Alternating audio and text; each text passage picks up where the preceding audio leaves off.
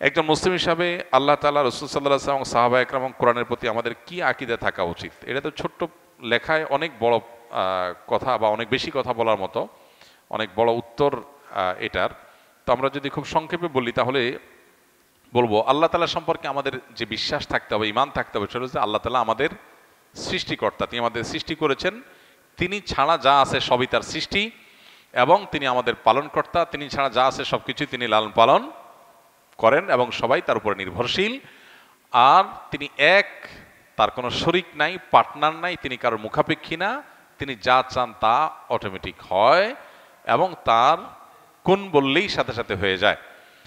তার কোনো পরিবারের প্রয়োজন নাই, তিনি স্ত্রী সন্তান থেকে পবিত্র এবং তিনি অনাদি অনন্ত, তার শুরুও নাই শেষও নাই। আল্লাহ রাব্বুল আলামিন সম্পর্কে ঈমান আনার জন্য আরো বহু পয়েন্ট আছে আকীদার কিতাবগুলোতে। ডক্টর আব্দুল্লাহ জাহাঙ্গীর রাহিমাহুল্লাহর ইসলামী আকীদা বইটা পড়তে পারেন বিস্তারিত এটার জন্য। আর এর পাশাপাশি রাসূল আকরাম সাল্লাল্লাহু আলাইহি সাল্লাম সম্পর্কে আমাদের বিশ্বাস হবে যে মুহাম্মদ সাল্লাল্লাহু আলাইহি সাল্লাম তাকে আল্লাহ তাআলা তার দূত করে আমাদের কাছে পাঠিয়েছেন, আল্লাহর আদেশ নিষেধ সবগুলো তার মাধ্যমে দিয়েছেন, এবং তিনি যা বলেছেন আল্লাহ কোরআনে সার্টিফিকেট দিয়েছেন, মা ইয়ানতিকু আনিল হাওয়া ইন হুয়া ইল্লা ওয়াহয়ুন ইউহা। নবীজি নিজে থেকে কিছু বলেন নাই, যা বলেছেন, দেখুন ইয়ানতিকু বলেছেন আল্লাহ তাআলা, ইউহাদ্দিসু বলেন নাই। এখানে গুরুত্বপূর্ণ একটা বিষয় আছে, আল্লাহ বলেছেন মা ইয়ানতিকু আনিল হাওয়া। এই যে নাতাকা ইয়ানতিকু, এই শব্দের অর্থ হলো, নুতক শব্দের অর্থ হলো যা কিছু মুখ দিয়ে উচ্চারণ করে মানুষ, এটাই নুতক।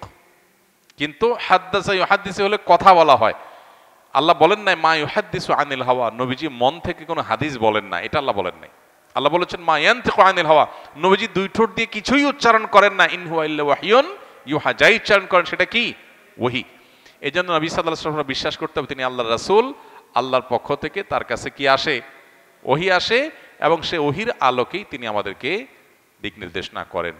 তাকে আল্লাহ তাআলা ভুল থেকে পরিচ্ছন্ন রেখেছেন, পবিত্র রেখেছেন, তিনি আল্লাহ তাআলা, তিনি এবং সমস্ত নবী রাসূলদেরকে ভুলের ঊর্ধ্বে রেখেছেন, এবং আল্লাহ তাআলা তাদের দিয়ে কোনো গুনাহ হতে দেন নাই, সকল প্রকার গুনাহ থেকে মুক্ত আল্লাহ তাআলা তাদেরকে রেখেছেন। এবং মুহাম্মদ সাল্লাল্লাহু আলাইহি সাল্লাম সম্পর্কে আরো অনেক বিষয় আছে আকীদার এবং ঈমানের, সেগুলো ডিটেইল আকীদার কিতাবগুলো থেকে জানতে হবে। সাহাবা একরাম সম্পর্কে আমাদের আকীদা থাকতে হবে, বিশ্বাস থাকতে হবে। ব্যক্তিগতভাবে কোনো সাহাবী থেকে কোনো ভুল হতে পারে, কোনো সাহাবী কোনো ভুলে লিপ্ত হয়েছেন, হতে পারে, এবং এটা ঘটেছে। কিন্তু সামষ্টিকভাবে সাহাবা একরাম সত্যের মাপকাঠি, এটা আহলে সুন্নাত জামাতের খুব কমন একটা আকীদা, একেবারে আকীদার বেসিক বিষয় সত্যি আছে যে সাহাবা একরাম তাদের সম্মিলিত সিদ্ধান্ত বা তাদের সামষ্টিক যে অবস্থান, সেটা উম্মার জন্য অবশ্য পালনীয়। কোরআন এবং হাদিসের ব্যাখ্যা গ্রহণ করতে হবে সাহাবা একরামের সামষ্টিক যে ব্যাখ্যা আছে, বুঝ আছে, সেটার আলোকে। এই জন্যই এই সত্যের পথধারী জান্নাতি এই আপনার সম্প্রদায় বা জামাতের নাম হলো আহলুস সুন্নাতি ওয়াল জামাআতি, অর্থাৎ সুন্নাতের অনুসারী এবং ওই যে সাহাবা একরাম, জামাত বলতে জামাতে সাহাবা, সাহাবা একরামের অনুসারী। শিয়াদের থেকে, বহু বাতিল ফিরকা থেকে হক এবং সত্য পথের পথযাত্রীরা এই একটা নাম দিয়ে আলাদা হয়ে যায়, আহলুস সুন্নাতি ওয়াল জামাআত। এই জন্য সাহাবীদেরকে সত্যের মাপকাঠি সামগ্রিকভাবে মনে করা, ব্যক্তিগতভাবে কোনো সাহাবী ভুলের ঊর্ধ্বে না, কোনো ব্যক্তিগতভাবে সাহাবীর ভুল হতে পারে, এটা বিশ্বাস করা জরুরি। সেই সাথে কোরআনে কারীমের প্রতি আমাদের আকীদা হতে হবে যে কোরআন আল্লাহ তাআলার দেওয়া মহাগ্রন্থ, এটা কালামুল্লাহ, আল্লাহর কালাম, গায়রু মাখলুক, এটা কোনো সৃষ্টি না, অন্য দশটা সৃষ্টির মতো সৃষ্টি না, এটা আল্লাহ তাআলার কালাম, আল্লাহ তাআলার কথা, এর প্রত্যেকটা হরফ, প্রতিটা অক্ষর আল্লাহর দেওয়া। অতএব এটা পরিপূর্ণভাবে মনে প্রাণে বিশ্বাস করতে হবে। মুসলিম সমাজে কাদিয়ানীদের অবস্থান সম্পর্কে ইসলামের দৃষ্টিভঙ্গি কি? মুসলিম সমাজে যদি কাদিয়ানীদের যে বিশ্বাস আছে সে বিশ্বাস কেউ পোষণ করে, তাহলে সে নিজেকে মুসলমান দাবি করার কোনো কারণ নাই। কারণ মুহাম্মদ সাল্লাল্লাহু আলাইহি ওয়াসাল্লাম আল্লাহর শেষ নবী এবং রাসূল, এই কথার বিশ্বাস করা এটা ঈমানের গুরুত্বপূর্ণ একটা অনুষঙ্গ। এটা বিশ্বাস না করলে কেউ মুসলমান হতে পারে না। মুসলমান হতে হলে বিশ্বাস থাকতে হবে যে মুহাম্মদ সাল্লাল্লাহু আলাইহি ওয়াসাল্লাম আল্লাহর সর্বশেষ নবী এবং রাসূল। কারণ নবী সাল্লাল্লাহু আলাইহি ওয়াসাল্লাম পরিষ্কারভাবে বলেছেন, ওয়া ইন্নাহু সায়াকুনু বা'দি কাযযাবুনা সালাসুন কুল্লুহুম ইয়াজআম আন্নাহু নবী ওয়া লা নাবিয়্যা বা'দি।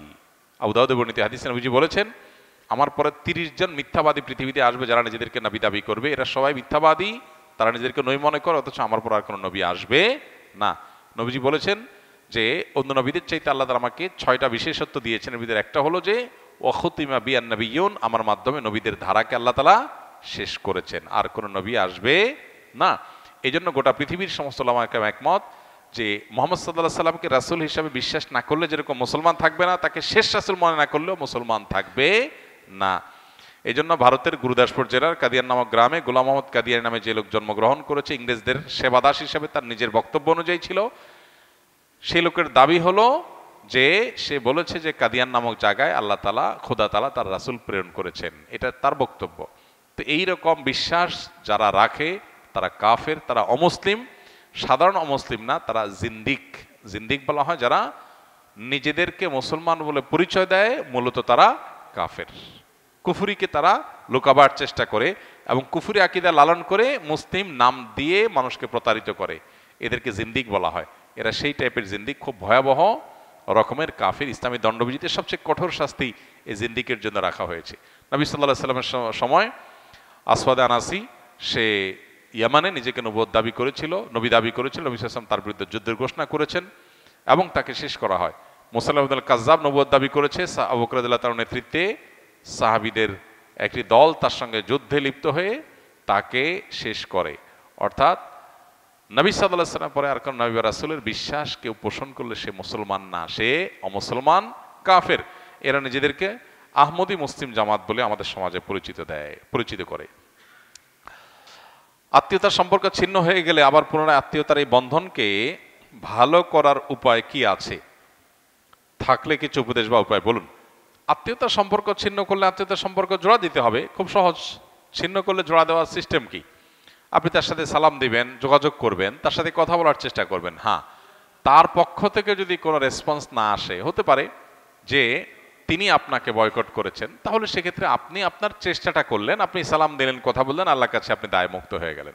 ব্যাপারটা এরকম না যে তিনি অভিমান করে আসেন, আপনি তাকে অভিমান ভাঙাইতেই হবে, এরকম আরেকজনের বিষয়টাকে আপনার ঘাড়ে ইসলাম চাপায় নাই।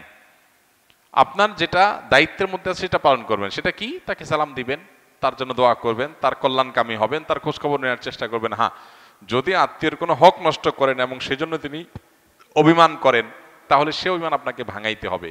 কারণ নবী করিম সাল্লাল্লাহু আলাইহি ওয়াসাল্লাম বলেছেন, সেদিন আসার আগে আগে তোমাদের মধ্যকার বিবাদগুলোকে মিটায় নাও, পরস্পরের অধিকারগুলো মাপ চেয়ে মিটমাট করে নাও, বা অধিকারগুলো আদায় করে মিটমাট করে নাও, যেদিন কেউ কারোর কোনো ছাড় দিবে না। আত্মীয়তার প্রতি কোনো অবিচার করে থাকেন, অপমান করে থাকেন, তাহলে তিনি মনে কষ্টে আছেন, হাতে ধরে পায়ে ধরে যেভাবেই হোক বিনয়ের সাথে দুঃখ প্রকাশ করে সরি বলে ক্ষমা চেয়ে আপনি এটা মিটমাট করে নেবেন, ইনশাআল্লাহ বিদিনিল্লাহ দায়মুক্ত হয়ে যাবেন। অনেক সময় দেখা যায় আত্মীয় অহেতুক ঘাটতাড়ামি করে, কোনো যৌক্তিক কারণ ছাড়াই উনি অভিমান করে আসেন, তাহলে আপনার দায়িত্ব কি? সালাম দিবেন, খোঁজ খবর নেবেন, কথাবার্তা বলার চেষ্টা করবেন। তিনি চেষ্টা করছেন না বা তিনি বলছেন না, রেসপন্স করছে না, দায় তার, আপনার দায়িত্ব শেষ।